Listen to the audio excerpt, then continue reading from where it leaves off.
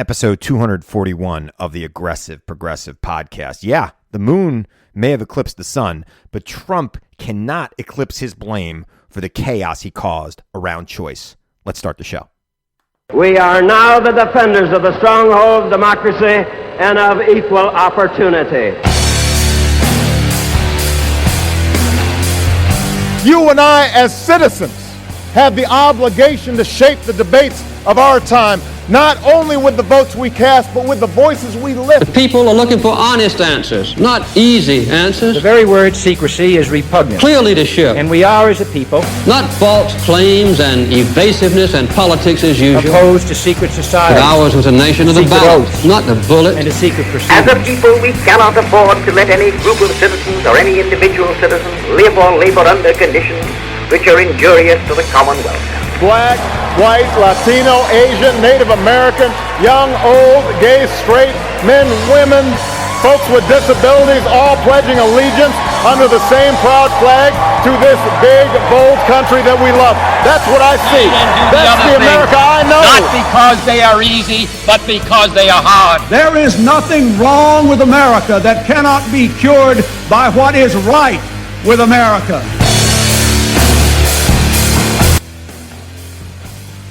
Welcome to the Aggressive Progressive Podcast. I am your host, Chris Hahn. Thank you for liking, rating, reviewing, subscribing, telling your friends about the podcast. I really, truly appreciate it. Hope you're enjoying it. Hope you enjoyed everything that's been going on the last couple days. Oh, it's the day after the eclipse. I hope you didn't burn your eyes out. I hope that you took proper precautions, and I hope that you got to see it. I saw it, at least what I could see here in New York. We didn't get a full total eclipse, but it was still pretty cool watching the moon 90% or so cover the sun. I truly enjoyed the experience. I'm sure a lot of you did. A lot of people were out there doing it too. Crowds of people, everybody talking about it. I did take a picture. It didn't look great, but like everybody else, there'll be lots of not so great pictures on social media of people trying to take pictures of the eclipse. But I hope you enjoyed it. I know I did. And shortly after I watched the eclipse, I read the story about Trump trying to eclipse the problem that he has with abortion. Yeah. So now he's saying he wants to leave it up to the states. But here's the problem for the former president. He cannot run away from this. He created the chaos that has ensued ever since the court he appointed overturned Roe. There is chaos coast to coast. And Republicans are doing everything they can to run from this issue. But the problem is, there are other Republicans who won't let them.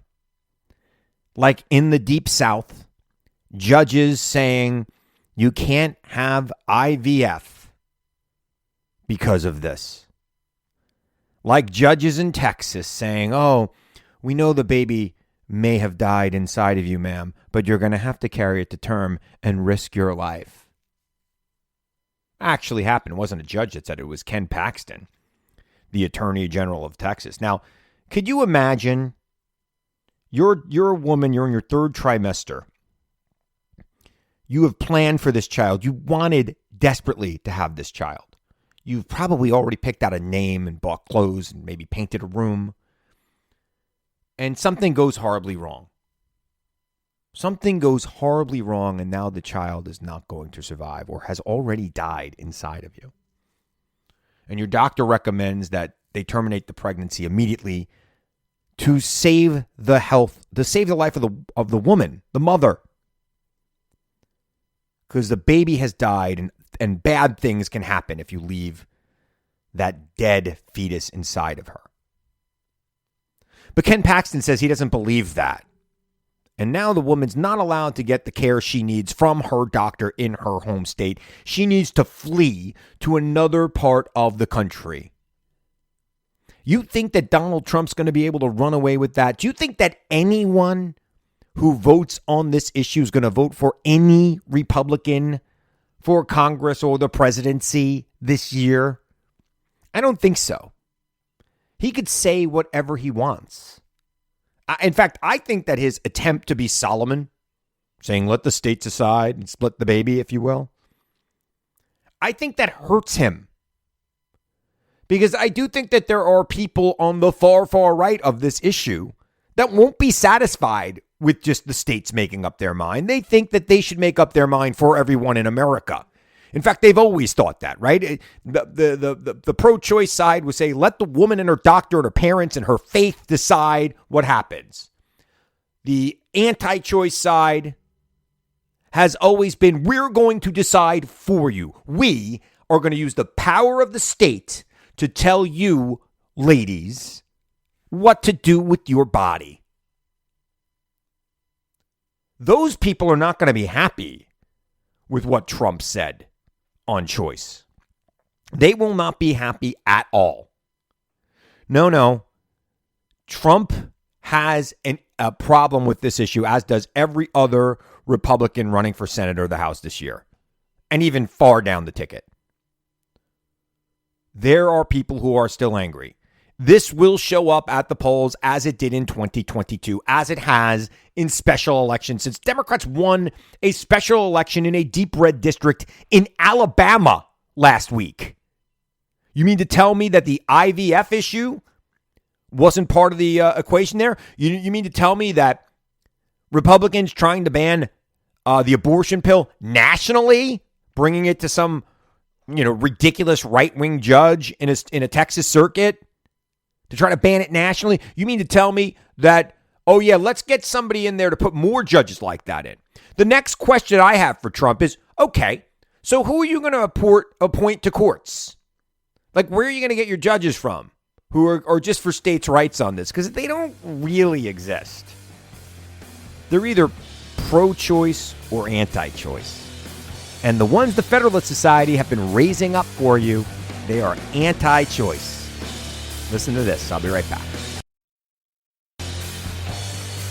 Welcome back. I am your host, Chris Hahn. I'm at Christopher Hahn on X, Christopher Hahn NY on Instagram, and ChristopherHahn.com. Hope you are enjoying it. Make sure you download the Aggressive Progressive Podcast wherever you get your podcasts. New episodes today, Tuesday, every Tuesday. The Aggressive Progressive Podcast with Chris Hahn, available on all podcast platforms. And, of course, watch me on News Nation. I was on this morning. I was on last night. I'll be on again this week, I think Wednesday night or Thursday night. I don't know. I'm on a lot. Just follow me on social media. I usually flash out a shirt and tie right before I go on the air. All right. So I just want to button this up a little bit because I do think it's a very, very important issue.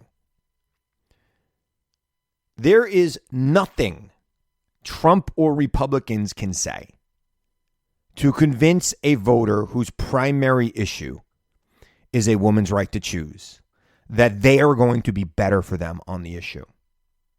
Nothing. They are the reason why this issue even exists to begin with. Roe v. Wade protected a woman's right to choose nationally. It did not allow states to ban it, although some were doing everything they could to do that through overly restrictive conditions and requirements for doctors who performed abortive care, to making it nearly impossible to open up a clinic through their health department rules. But now we're in a situation where states are not only banning it, they're banning people from leaving the state to try to get this treatment. And they're, while they say they're for exceptions like incest and the life of the mother, as we saw with that case in Texas earlier in the year, they're not really for that. They're not going to trust the doctor and the woman that this is why this is happening. They're, in fact, guys like Ken Paxton are going to grandstand on it to try to drum up their base in an attempt to maybe get to higher office soon. I mean, that's his whole plan, right? I mean, Ken Paxton's a horrible person. He barely avoided being removed from office by his own party, I might add. And I don't know how his court cases have been settled. And I know there's still a few more out there. But this is the guy who wants to play doctor. He wants to review the cases where the doctor says the life of the mother is in jeopardy and the fetus is not viable. Why? Did they teach him that in law school? Does he have an MD that I don't know about? They want to ban misoprostone. I'm saying it wrong, I know. Coming out of my mouth crazy. But that is the pill that is used in most abortions. They want to ban it not just in red states, but in all states. And the argument that they're using is, well, there are doctors who are anti-choice who might have to resuscitate somebody who took this pill. Okay. The doctor didn't give them the pill. The doctor didn't cause the abortion to happen. The doctor's just doing their job and keeping people alive. Oh, but they shouldn't have to treat them. Yes, they should. I'm pretty sure that doctors don't like getting shot, but they treat people who get shot. I'm sure doctors don't take hard drugs, but they revive people who have overdosed. Doctors do a lot of things all the time that they, fixing people who were hurt, doing things that they would never do themselves, that they are morally opposed to. Nobody's telling these doctors that this is a legitimate argument that they made at the United States Supreme Court 2 weeks ago. You don't believe me? Look it up. It's ridiculous. But they make these ridiculous arguments all the time. And all I'm saying is this. I just don't think this is where the state is supposed to be. I don't think that the state should be involved in healthcare decisions. I don't think the state should legislate morality. You may be opposed to choice. You may be opposed to abortion. And you might have reasons that are faith-based. You might have reasons that are perfectly legitimate to you. But they shouldn't be imposed on every other American. We have a separation of church and state, and your morals and other people's morals may not be compatible. But yet we've had this battle for so many years, and it continues to this day. And it goes on and on and on. And people who claim to be conservative, claim to want government out of your lives, don't want government regulating the air or water, but you know what? A woman's vagina? Oh, we're all over that. Government so small, it fits inside a woman's vagina. That is the motto of modern conservatism today. So Trump comes out with his position on this. We're all going to talk about it probably for a week. But I'm still waiting for the reporter to say to him, okay, well, where are you going to get your judges from? And I know I alluded to this earlier. The Federalist Society is the one who gives him a list of judges. And the Federalist Society, for generations now, have been breeding judges on this particular issue. And they do not distinguish between a federal ban and states' rights. They might be able to make a states' rights argument for you, but what they really want to do is ban it, not just in the United States, but all over the world. Not just in the South, but all over the United States. That's what they want. That is their dream. That is their goal. That is their mission. Where, Trump, would you get your judges from? Where would you get them from? Because none of them exist that fit your narrative. Listen to this. I'll be right back.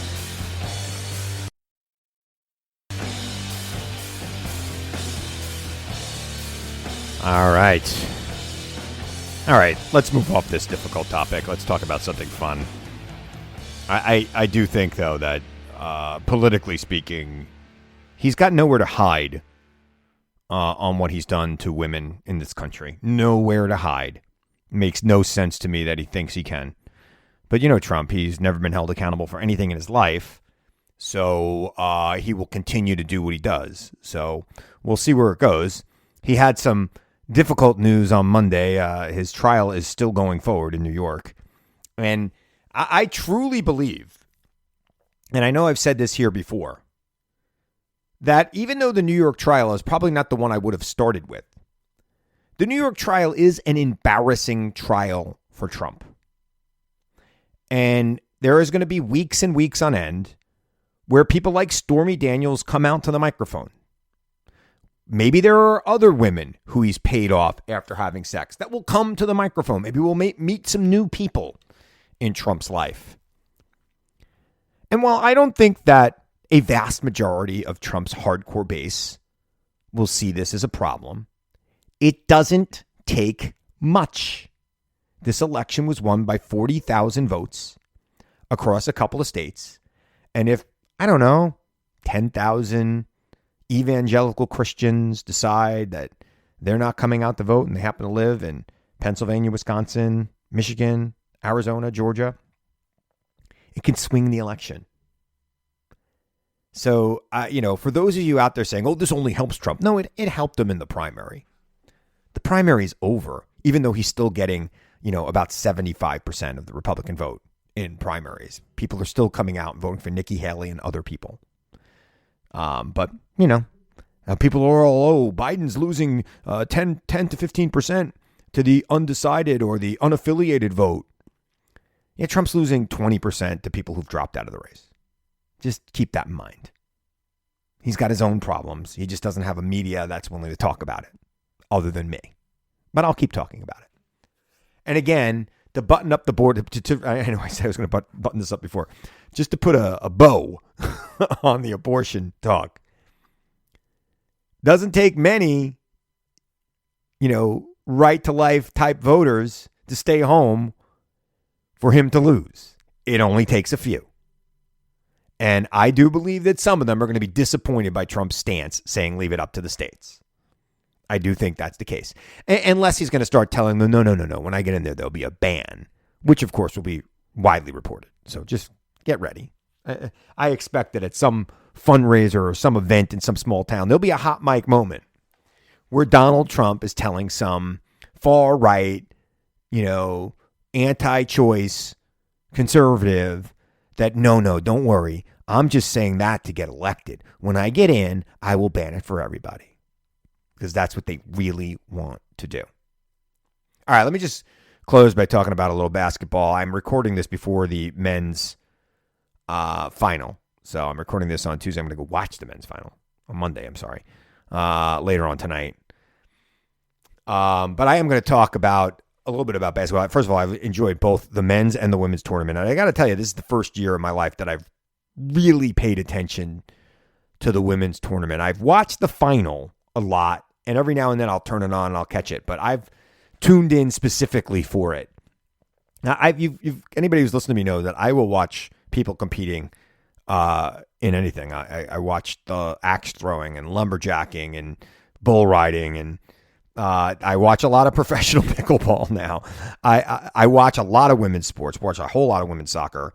But I would watch women's basketball if it was on, but I've made appointments to get to it this time. I was a little disappointed that they decided to put it on at 3:00 on Sunday, the final game. I watched a lot of these games from both South Carolina and Iowa. And I did think South Carolina was going to win that game. I thought it before the game. And I said it to many people. You can't trust me on it, but I've said it. They were an undefeated team, and they were a lot deeper and bigger than Iowa was. And I think in basketball, if you've got talented size, you're going to win. But I will tell you, Caitlin Clark is a legend. I'm looking forward to watching her in the Olympics this summer. And I'm looking forward to watching her in the WNBA. When she comes to New York, I think I'm going to go. I think I'm going to go watch it. So that'll be fun as well. And the men's game tonight is going to be a battle of giants. Both teams have centers that are over 7 foot tall. Zach Edey on Purdue is 7'4", and he weighs over 300 pounds. I think it matters. He's a big, athletic guy who will definitely be playing in the NBA next year. And I'm really excited to watch it. But, more importantly, just like the Eclipse, I'm excited that there's things going on that America is talking about that doesn't have us at each other's throats, right? We could talk about basketball. We could talk about the baseball season starting. The Masters is this weekend in golf. We could talk about all these things without calling each other out and feeling that if our side wins or loses, it's going to mean really bad things for the other side. If we lose, oh my God, it's the end of the world. And I want to tell you, and I know I've got a lot of listeners that do think that if Trump gets reelected, it's the end of the world. I am not one of them. I think it'd be bad. I think a lot of bad things will happen. And I think that he'll weaken this country, but particularly with our foreign policy by exiting NATO. But I do think that we'll live to fight another day. I always say this. There is always another election. And I do not believe that Donald Trump will end elections in America. I don't think he'll be able to. And remember, he's a lame duck the minute he gets in. I think we'll survive. I think it'll stink. I think he'll do a lot of bad things. I think if you don't like the way choice is going right now in America, you're really not going to like it with 4 more years of a Republican president and probably at least 1 more United States Supreme Justice, maybe 2, coming his way. So, we'll see where we go with that. But it's nice to have things to talk about that bring us together. I think we've all enjoyed these basketball tournaments in this country. I think we all marveled at the Eclipse in this country. I think we all marveled at it. It was amazing to see. And it brought us together. When you're out there looking up at the sun with your, funky glasses on, you weren't asking the person who they were voting for president. You weren't asking how they're registered to vote. You were cautioning each other about the use of those glasses. Make sure you do it right. And you were probably both marveling at how your smartphones couldn't capture the eclipse. They couldn't. So, I get a lot of letters. I get a lot, not letters, but I get a lot of emails. Letters, nobody gets letters anymore. I do get a lot of emails. And some of them are pretty crazy. But here's the common theme, I think, across all the emails and, social media posts sent to me and, other messages I receive. People are stressed out. They are stressed out about this election. They feel that the world is going to end, that this is the last battle for democracy. And I'm here to tell you it's not. Now, I'm pretty darn confident that Joe Biden will beat Donald Trump at the end of the day. I have made the suggestion that this is going to be like the election of like 1984, where everybody's like, oh, Reagan's too old, he's too old, he's too old. And then they vote for him anyway. I also think it's going to look a lot like the 1980 election in reverse. The 1980 election was a tight election until the last month. And then the floor dropped out for Jimmy Carter. And Ronald Reagan won in record numbers. And the reason why the floor dropped out was people were questioning whether Reagan was up for the job or if he was too extreme for the country. And I think that what's going to happen right now in this election coming up, people are going to start questioning, is Joe Biden up for the job? Just like they did in 84 with Reagan. But on the extreme question, they're going to be asking the question of Trump, is he too extreme for America? And they're going to say yes. And the floor will drop out sometime in early October for Donald Trump. That is unless, and of course, something happens to Joe Biden that makes people think that he cannot survive 4 years in office. Something other than him being 81 years old. Because I got to tell you, he looks pretty good for an 81-year-old. Kind of spry. He's out there doing his thing. Donald Trump's out there saying he's coked up, which he's not. Trust me, he's not. So, all I'm saying is don't stress. First of all, why are you stressing now? The election's 7 months away. Don't stress. Work. Work for your candidates. Get out the vote. Do what you can. But don't stress. It's largely out of your control beyond what I just told you to do. You could do a couple of things. You could vote for somebody. You could donate some money. Or you could go out and vote. Or all three of those things. Go out and work for them. And if you're really stressed out by this election, go out and work for somebody. Go out and fight for a candidate. Put yourself into it. Channel that energy into something positive, something productive. But at the end of the day, make sure you have things that you can enjoy with everybody, like sports, like Eclipse, like your kids, like other hobbies. You know, when I go to play pickleball or golf, I don't ask the people I'm playing with who they voted for. It might come up in a golf game. It happens. I mean, people know me, so they ask. When I go to play pickleball, I've never had a conversation about politics. Nobody's showing up there saying, let's go Brandon to me. It's not happening. People just want to play, have fun, relax. If you don't have something you're doing to relax, start by going out and taking a walk. Breathe the air and let it wash over you a little bit. But don't stress. Everything's going to be all right. All right. I'm going to remind you now, as I always do, to seek the truth. Question everyone and everything, even me. Seek the truth. I know it's out there, and I know you'll find it if you look for it. And I'll be back here again next week to tell you the truth as I see it. I'm Chris Hahn. Thanks for listening to the Aggressive Progressive Podcast.